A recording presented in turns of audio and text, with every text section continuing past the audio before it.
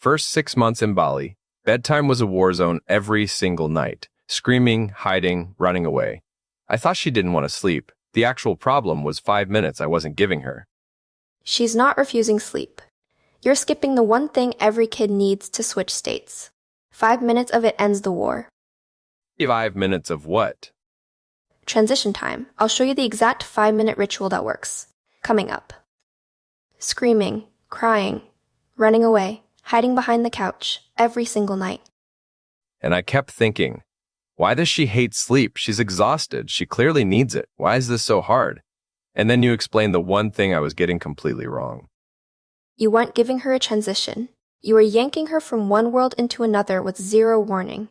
And that's the single biggest bedtime mistake almost every parent makes.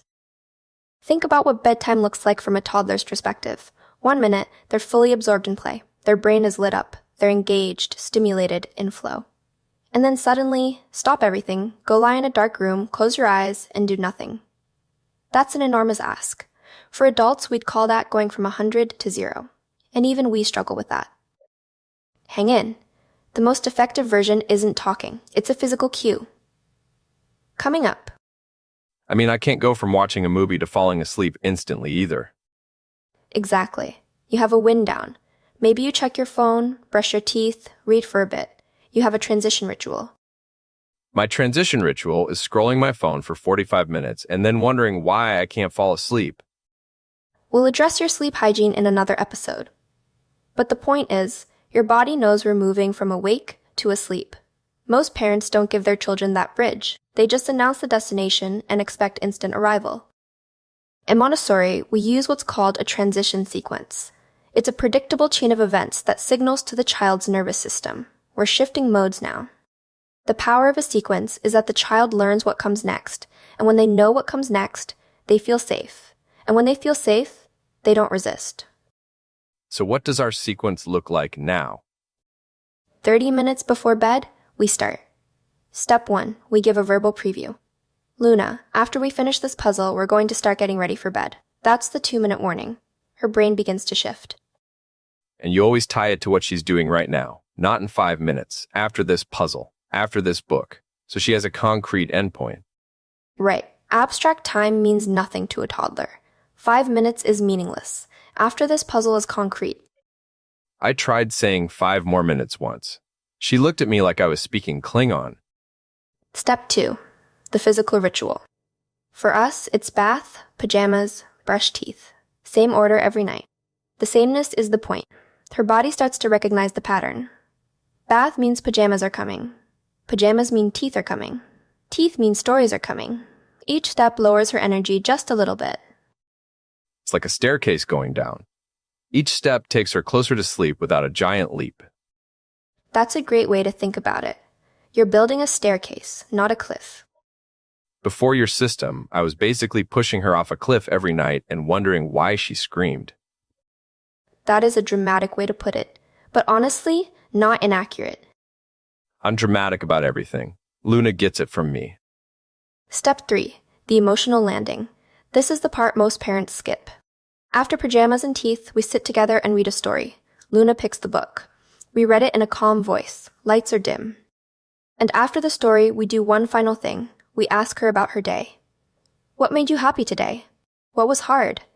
Even though her answers are simple at this age, the ritual matters. It tells her brain, the day is complete. We're closing the chapter. The day is complete. We're closing the chapter. The story time is honestly my favorite part of the day now. She always picks the ones with dragons. Always with the dragons. I think she's read the same dragon book 40 times. I can recite it from memory. I actually caught myself telling a client about a brave little dragon who learned to share. That was an awkward meeting. Okay, so for anyone thinking this sounds like a lot of time, it is. The whole sequence takes about 30 minutes. But here's the thing. Before we had the sequence, bedtime took an hour of fighting, crying, negotiating, threatening. Now it takes 30 minutes of calm, connected time. And she's asleep within 10 minutes of lights out. You traded 60 minutes of chaos for 30 minutes of peace. Best trade I've ever made. And I'm a guy who trades crypto. Much better return on investment. And the quality of her sleep improved too. because she goes to bed calm instead of worked up. Children who fall asleep stress sleep worse and wake up more during the night. A few extra tips. Keep the sequence consistent on weekends too. Your child's nervous system doesn't know it's Saturday.